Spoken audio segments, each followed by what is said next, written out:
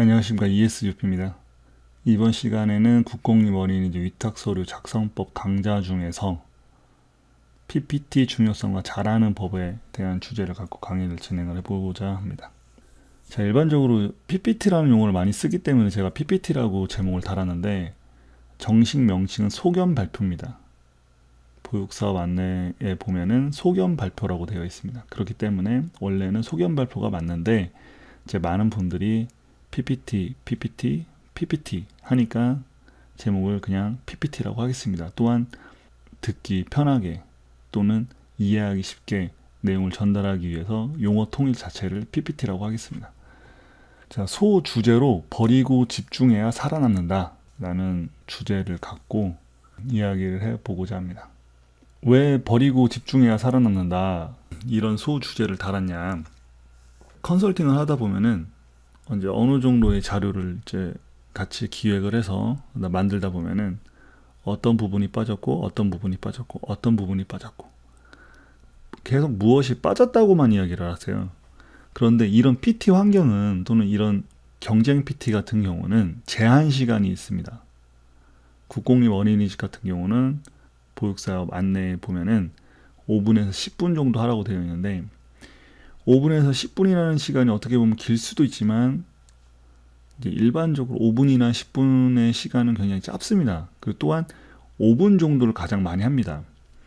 그렇다면 5분 동안 내가 이야기를 할 때 이것도 빠졌네, 이것도 빠졌네, 이것도 빠졌네, 그 모든 내용을 다 포괄적으로 내용을 넣어서 발표를 하려고 하면은 일단 내용 전달도 잘 안 될 뿐만 아니라 좀 임팩트 있게 나를 상징할 수 있는, 또는 나에 대한 어떤 기억을 그 사람들이 가질 수 있게끔 어떤 내용 전달을 해야 되는데, 너무 많은 이야기를 갖고 PT를 하게 되면은 듣는 사람이 그것을 다 이해하지도 못할 뿐만 아니라 다 받아들이지를 못합니다.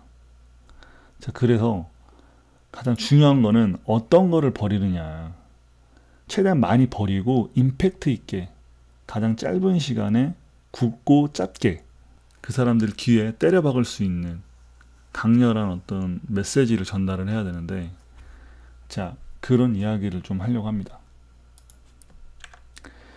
자, 일단은 심사 환경을 한번 분석을 해보자. 어떤 사람들이 심사위원으로 참석을 하고, 또한 제한 조건, PT에 대한 제한 조건은 어떻게 되어 있는지, 뭐 이런 부분들을 한번 먼저 살펴봐야지 거기에 최적화된 프레젠테이션을 준비할 수 있겠죠. 그래서 먼저 심사 환경에 대해서 먼저 알아보도록 하겠습니다.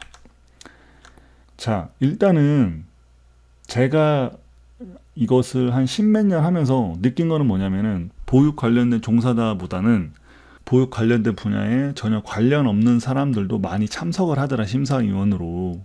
그러다 보면은 그 사람들이 이해할 수 있게끔 쉽게, 또는 그 사람들이 알만한 내용을 갖고 이야기를 해야 된다라는 거죠.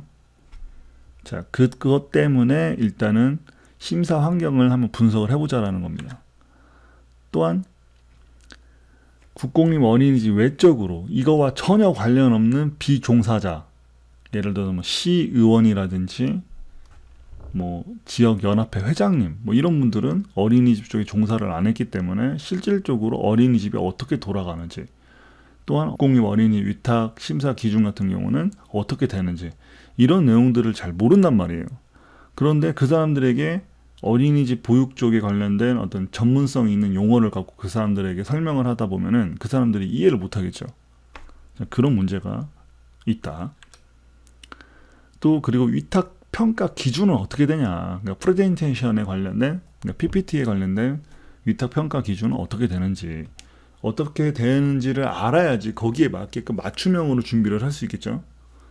자, 심사는 예를 들어서 1에서 5까지 본다고 했는데 5에서 10까지 준비를 하면은 이게 되겠습니까? 안 되죠. 심사 내용이 아니기 때문에. 자, 그렇기 때문에 프레젠테이션을 과연 어떤 내용을 가지고 평가를 하는지, 또한 어떤 내용을 담아야 되는지, 뭐 이런 내용들을 한번 알아보자라는 겁니다. 그리고 심사위원은 몇 명이 참석하는지, 대략적으로 한 10명 정도 참석하는 걸로 알고 있거든요. 자, 그렇다면 심사 환경이 뭐 30명 정도를 모아놓고 하는 것과 10명을 모아놓고 하는 것과, 내가 이제 어떤 발성과 어떻게 해야 될지 사전에 먼저 준비를 하려면은 그런 내용들도 어느 정도 파악을 하고 있으면은 더 체계적으로 준비가 되겠죠. 자, 그런 관점에서 이제 프레젠테이션, 여러분들이 좋아하는 용어 PPT를 한번 기획을 해보자라는 겁니다. 자, 그렇다면 PPT가 차지하는 점수는 얼마나 되느냐? 총 100점 만점인데 과연 PPT는 몇 점을 차지하느냐? 자, 그것도 의문이잖아요. 근데 보육사업 안내에는 소견 발표라고 해가지고 10점이 부여되어 있습니다. 그럼 과연 PPT 점수는 10점만 부여가 되는지, 자, 이 부분도 한번 체크를 해보도록 하겠습니다. 자, 일단은 보육사업 안내에 있는 국공립 어린이집 위탁체 공통심사 기준표를 보면은 여기에 이렇게 되어 있습니다. 보육사업에 대한 열의 및 태도, 운영의지, 향후발전계획, 그것을 소견 발표, 운영능력 종합평가로 하겠다. 그래서 최고 점수가 10점, 그 차이가 6점, 이렇게 점수가 부여되어 있습니다. 그래서 PPT 점수는 원래는 10점이고 어떤 주제를 갖고 이야기를 하는지에 대해서 또는 어떤 내용을 넣어야 되는지 뭐 이런 내용은 솔직히 없습니다. 이런 내용을 기반으로 해서 원장 자기가 강력하게 좀 할 수 있는 이야기, 그런 내용을 갖고 이제 이야기를 하는데, 많은 분들이 이 소견 발표 자체를 운영계획서를 요약한 요약서 정도로 생각을 하고 계십니다. 그런데 아닙니다. 전혀 다른 부분이에요. 원칙대로 따지면 운영체의 대표 및 원장의 전문성, 이 부분에서 평가가 이루어지는 부분이기 때문에 운영계획서하고는 원칙대로 따지면 관련은 없습니다. 그런데 지자체 공고문을 보면은 관련이 있어요. 그래서 그런 이야기를 좀 집중 있게 또는 그런 포인트를 좀 이야기를 해보고자 합니다. 자, 이 자료는 한 지자체에서 공시한 공고문에 있는 평가 기준표를 갖고 온 건데, 여기도 보면은 원장에 대한 전문성 부분에서 이렇게 소견 발표를 평가를 한다고 되어 있습니다. 보육사업 안내에 있는 내용을 그대로 갖고 온 거죠. 단지 이제 순번이 좀 다른데, 그런데 이것도 이제 좀 문제가 뭐냐면은 저렇게 평가를 한다고 해놓고는 심사 항목이라고 해서 또 이게 나눠놨습니다. 나눠놨는데 여기 보면은 1차와 2차로 나눠놨습니다. 1차 서류에는 공식력, 전문성, 재정 능력에 대한 평가를 하고, 2차에는 다시 운영계획서, 전문성, 운영실적, 이렇게 평가를 한다고 되어 있습니다. 총 100점을 이렇게 부여를 하는데, 자, 운영실적 같은 경우는 여러분들이 제출하는 서류 있죠. 서류를 보고 이제 거기서 부여를 할 테고, 전문성 부분이 아마도 이제 아까 그 소견 발표 그 부분을 이야기하는 것 같아요. 운영계획서는 이제 운영계획서고, 근데 운영계획서 같은 경우는 책자에 다 들어있죠. 이 부분도 그렇고 이 부분도 그렇고 책자를 제출한 내용에 거기 보시면은 다 포함되어 있는 내용이죠. 이 발표 심사에서 운영계획서의 내용이 어느 정도 들어가서 이 전문성과 어떤 이런 내용들이 포함돼서 그 PT를 기획을 해야 됩니다. 좋은 방법은 뭐냐면은 내가 어린이집 운영을 하는 데 있어서 좀 중점적으로 할 이야기, 또는 내가 다른 원장들보다 좀 차별화된 어떤 전략을 갖고 있거나 어떤 전문성이 있다면은 그런 내용들을 좀 포인트만 잡아서 강력하게 그 부분만 어필을 하는 게 가장 좋다라는 거예요. 누구나 다 하고 있는 거, 또는 누구나 다 알 법한 내용들, 그런 내용들을 갖고 이야기를 하다 보면은 좀 임팩트나 좀 차별성이 좀 떨어지겠죠.